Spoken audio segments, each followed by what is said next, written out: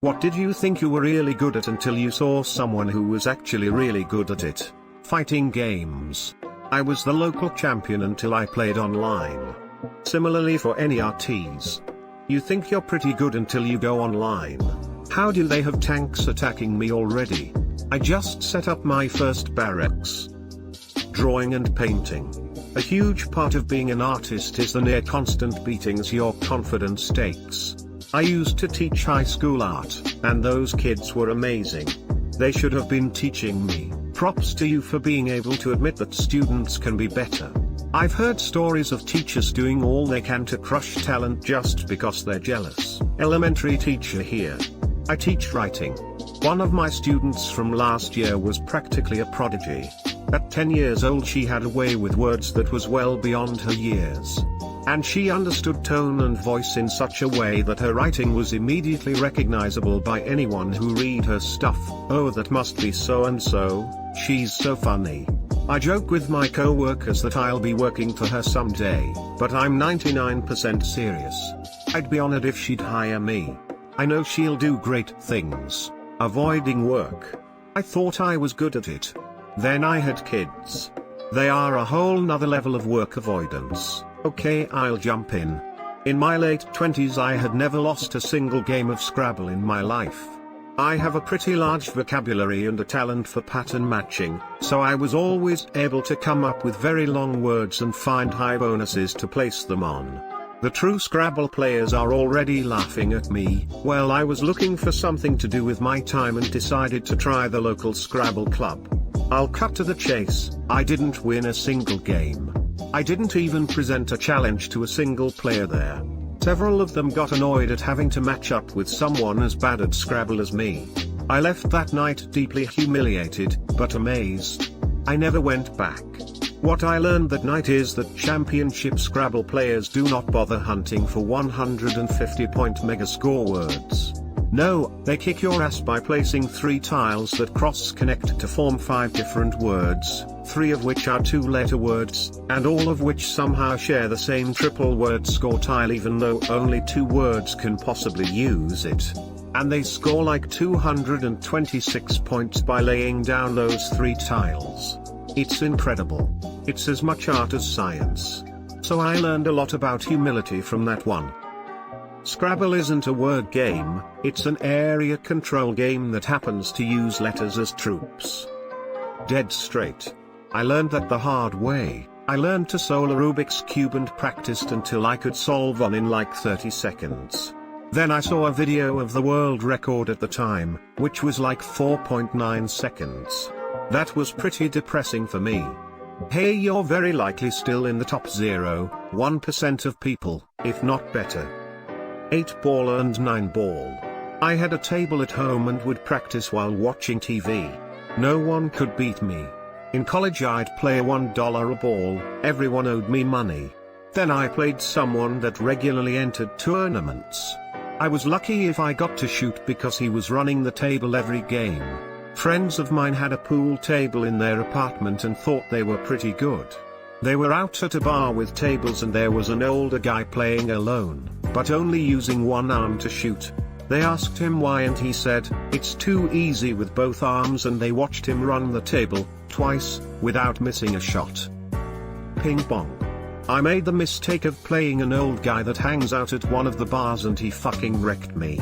It wasn't even close. He returned all of my best serves effortlessly and would put the craziest spin on all of his shots. He gave me good advice afterwards and told me I play too fast for my own good. I bought him a drink and shamefully went back to my friends.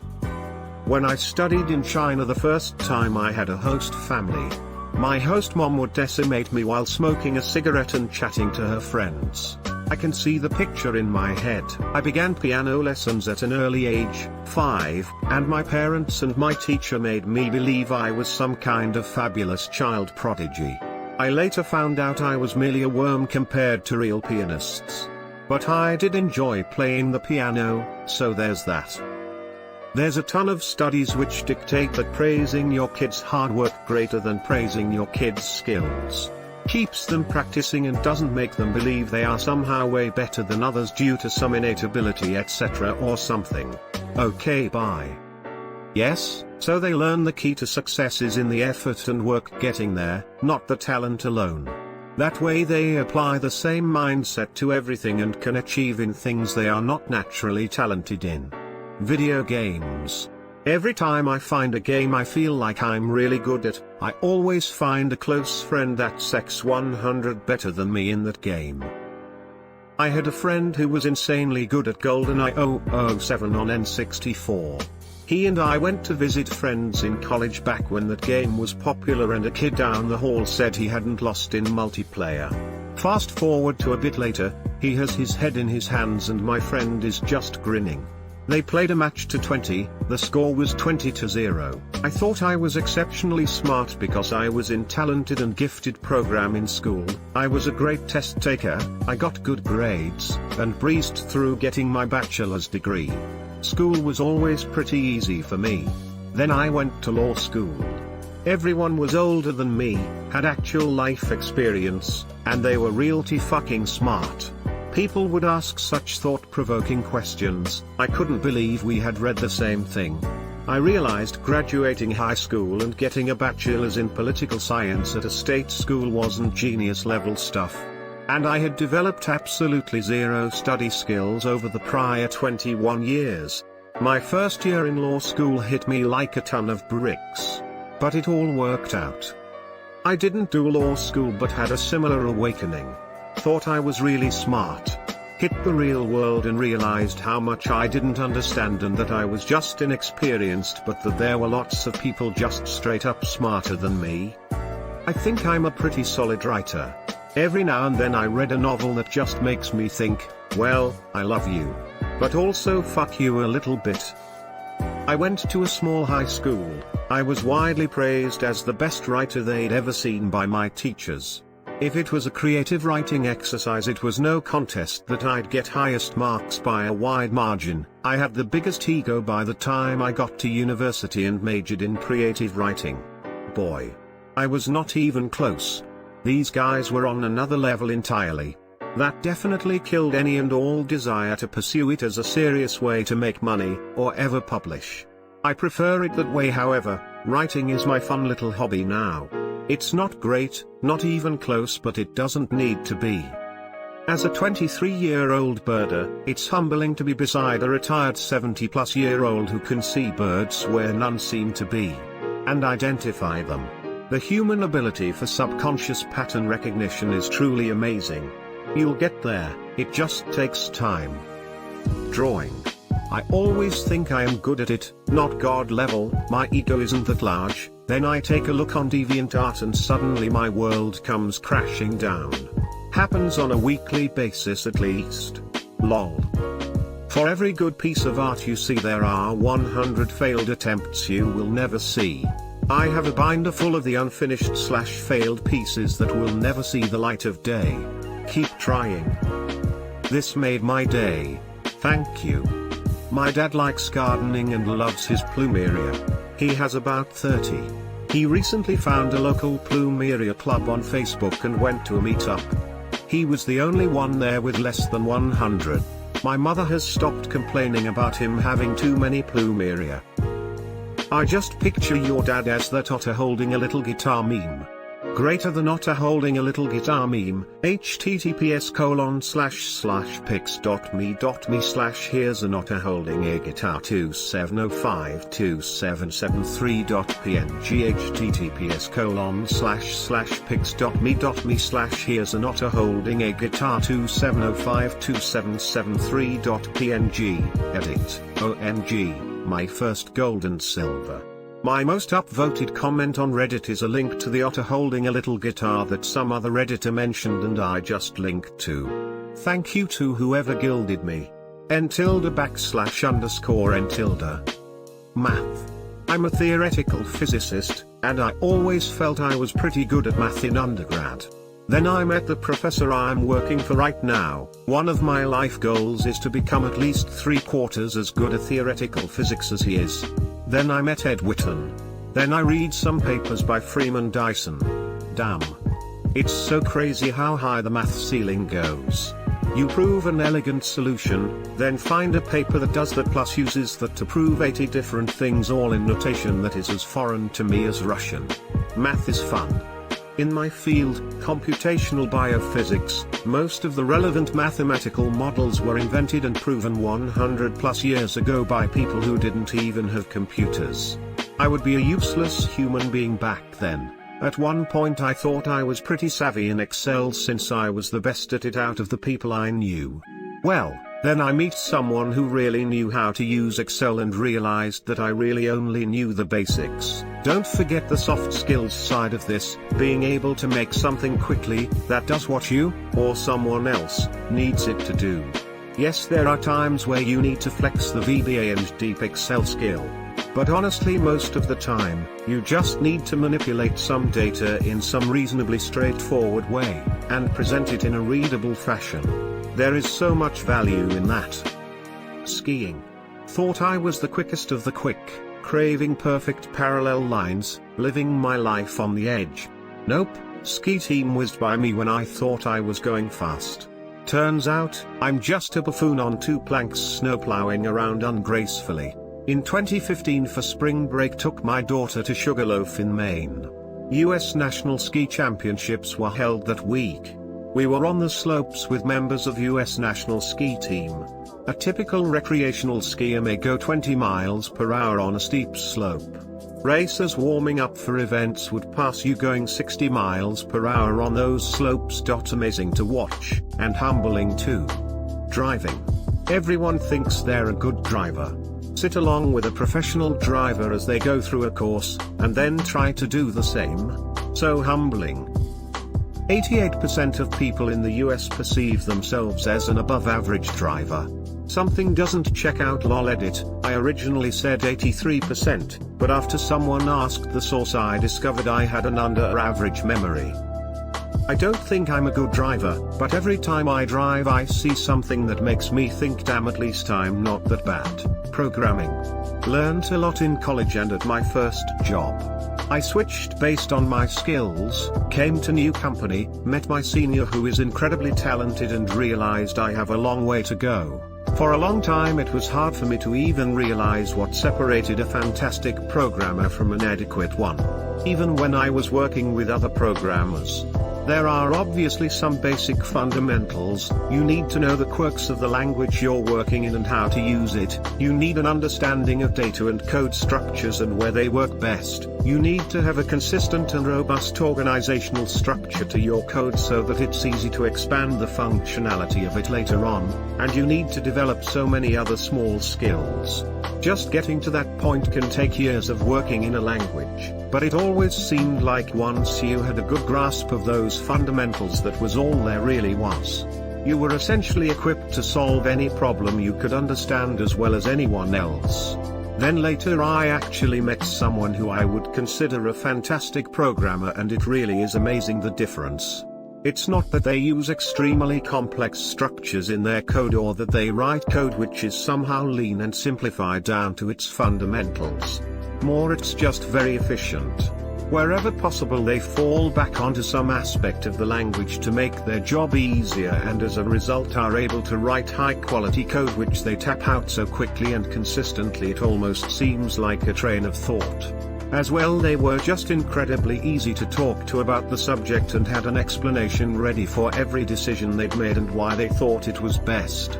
It's really incredible just how skilled some people are. The two best programmers I've ever worked with have a clarity of thought that was hard to comprehend. You know how you can be solving a problem, and you think you have a solution, then go, oh yeah, nope. That's not gonna work. Didn't think about X. Well, I've worked with two engineers who basically never fell into the trap. They simply knew what would work and what wouldn't right off the bat. That's not to say they didn't take the time to think about their solution, but once a solution materialized in their head, it was dead on. They were the same types of programmers that you could ask for help, and within a fraction of a second they would point to the exact problem with your code, be it a simple error, or a fundamental design issue. Having that kind of clarity of thought, and ability to visualize a design in virtually an instant, is a pretty awe-inspiring talent. Needless to say, when they did code reviews, they would catch many bugs and edge cases, resulting in fewer QA turnbacks and whatnot. Engineers like that are worth their weight in gold. When I was in 5th grade, I didn't really have any friends, was bullied, picked last for sports, etc. At recess and at home, I started running because I wanted to be good at it. It went on for a few months and I had convinced my little 10-year-old mind that I was a superb runner and super fast. One day in PE they basically had us race each other. I got put up against these two popular girls that were best friends and I just knew that this was my moment and all my work was going to pay off and people will like me. Spoiler alert, they fucking smoked me. Edit, thanks to whoever gave me my first award. I haven't felt this validated since before those girls beat me at running. I had a similar dream. I beat the school run time because of it. Except then 2 periods later one of the popular girls ran it and beat my time. I held the record for all of 2 hours. Screw you, Ali. You were actually a very nice person, so not really but still kinda a little bit. Guitar Hero. I never met anyone who could beat me, then I saw a dude on YouTube 100% bark at the moon with his back to the screen and I'm done. I had a friend who was an overall shitty dude. Obnoxious, rude, selfish, and a big baby. Turns out he's incredible at video games and also a good musician. He's made music that regularly got tens of thousands of views with no advertising and no connections. He won first a major US citywide Guitar Hero competition and has been Grandmaster on Overwatch. But again, dude was really self-centered and not in the I'm better than you way. But just like eats all the appetizers at a party or crashed parties or asked for stuff constantly when he was busy. Borrowed things without asking, not stealing because he would bring them back, and specifically I remember sleeping over at his house as a kid and he wouldn't let me play any games with him, and when it was bedtime, he had me sleep on the floor and literally gave me his pants to cover up with as a blanket. Just really stupid, childish. Haven't spoken to him in years. But he would shred you in any game. I'm no expert, but your friend may have been autistic. Fighting, I won a shit ton of amateur MMA bouts and a few professional, but then I met someone who beat the fucking brakes off of me for like 3 rounds and then choked my ass out. Turns out, I am pretty okay at it, but I am no world champion lol. I was on the wrestling team at a small high school. I was the captain of the team my senior year and was voted MVP. When I went to college, this Filipino guy on my floor says, "Hey, my brother wrestles, do you want to wrestle him?" He wasn't too big, so I said okay. Word travels fast, the whole floor comes and watches. This guy was so fast, it was over in seconds. We did 3 matches and the whole thing lasted like 1 minute. My dad wrestled at Iowa under Dan Gable but had to quit in the middle of his sophomore year because of a neck injury. By his senior year he had transferred to a near college and entered an exhibition tournament and went 2 weight classes up because he wanted to make things interesting, at least considering he was probably better than most of the other people there. He ended up winning the whole tournament at the higher weight without a point being scored on him. He chalks it up to Gable being no fucking joke as a coach because you don't usually understand how much higher the bar can be raised until someone forces you to raise it. He's 53 now and can still beat my ass wrestling with no effort. Thanks a lot, Dan Gable. I thought I was pretty good at Tetris. People who saw me play were quite impressed. Then I started playing Tetris 99. Turns out I'm not that good. Holy same, I played on a computer website and got a high score of 3 million, then looked up the high score on the website, it was like 500 million, still pretty good at Tetris, not pro level though. 3 million is still really good if you mean the official Tetris website. Playing guitar. I'm good enough to impress normal people, but I could never reach the level of a professional musician. Bedroom musicians unite. I haven't graduated to bedroom musician yet. I'm still in the shower singer stage. I would love to hear answers to the inverse of this question. Where someone didn't think much of their prowess but turned out champions. When I was a kid my grandma bought me this globe toy https://i.ebay.com/images/g/pkowski/jcb/sl300.jpg, and I played with it and learned states/countries and shit. 5th grade comes around and there's a geography bee and I was like, oh, I have a globe, and signed up. Crushed everybody, first place in the whole school. Got a medal. I peaked way too early. My nana bought the same thing. I think I eventually memorized everything since it was the only thing to play with. However, I think the one she had came with a stylus attached that you tap countries and capitals. I've come to the realization that I'm very mediocre at a lot of things. I can do most anything, just not well. Versatility is useful though, and everything seems to level up at similar rates. Stick with lots of stuff and you can be pretty good, not great at everything. Thank you for this. Another thing I'm just mediocre at, and I should really get better at, is selling myself. Hiking. I honestly thought I'd be one low motherfucker, cancelling my apartment and going into the big wide world of Scandinavia, Faroe and Iceland with only my backpack and sleeping outside. Then I met a guy who just came back from a 700 kilometers glacier hike at 40°C in Greenland who came to Faroes just to recover. Sadly that guy became my partner, and he had shown me in so many occasions of what my body is literally not able to endure, that I had to readjust my whole self-image. I eat more chocolate now. Sounds so cool though. I know. Chocolate is great. I am a better whistler than maybe 98% of the population, but compared to a world-class whistler I sound like a corpse fart. Edit, holy crud. I need to come back to this when I am not drunk. Corpse Fart is my new band name, I got dibs. First album title, Taste the Smell. Languages, I'm so proud at being bilingual, and then there goes the Pope with like 9 languages. Programming. Most of my fellow students were pretty bad at it, then at my first job I pair programmed with a guy that had been doing it for 40 years.